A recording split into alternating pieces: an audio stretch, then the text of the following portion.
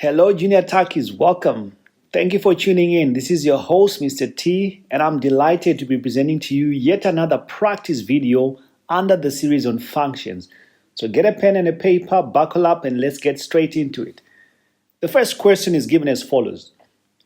You are given f of x is equal to 3 over x minus 1. Immediately, before we even look at the actual questions, we can recognize that the function given is a hyperbola. And all the features and characteristics of a hyperbola should flash in your mind immediately. So let's get straight into the first question. We want to determine the x and the y-intercepts of f of x.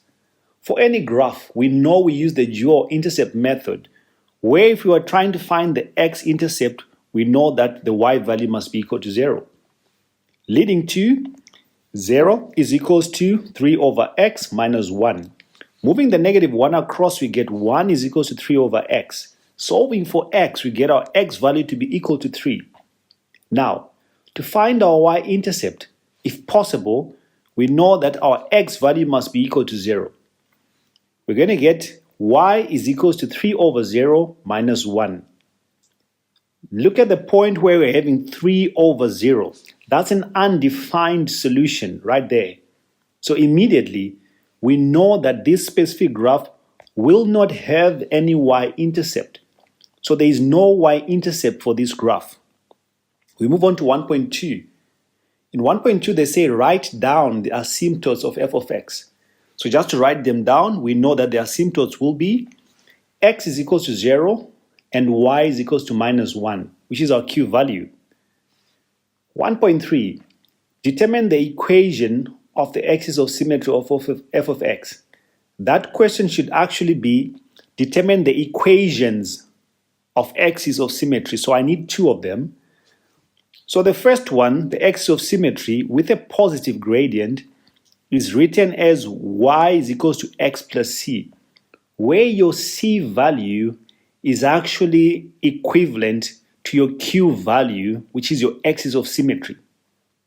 And you must know that for any axis of symmetry, the gradient is always either plus 1 or minus 1. So it's a straight line. So just to write it down, we're going to say y is equals to x minus 1 as the desired axis of symmetry with a positive gradient. The other axis of symmetry with a negative gradient is always given as y is equals to negative x plus c. Again, our c is our q value. So the equation will be written as y is equals to negative x minus 1. We move on. 1.4 wants us to draw a neat sketch of f of x clearly indicating the intercepts and the asymptotes. Now to do that, we know that we need to indicate the key features on the Cartesian plane, which is your x-intercept and your asymptote. So we start by indicating the asymptote at y is equals to minus 1 and x is equal to 0 as our two asymptotes.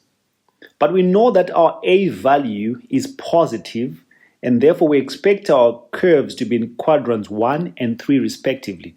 Starting within quadrant 1, which passes through the x-intercept, and the other one in the third quadrant. We move on to 1.5, where we're required to find the domain of f. For the domain, it assumes x values. The domain is that x is an element of R, x is an element of R, but x cannot be equal to 0. X cannot be equal to 0.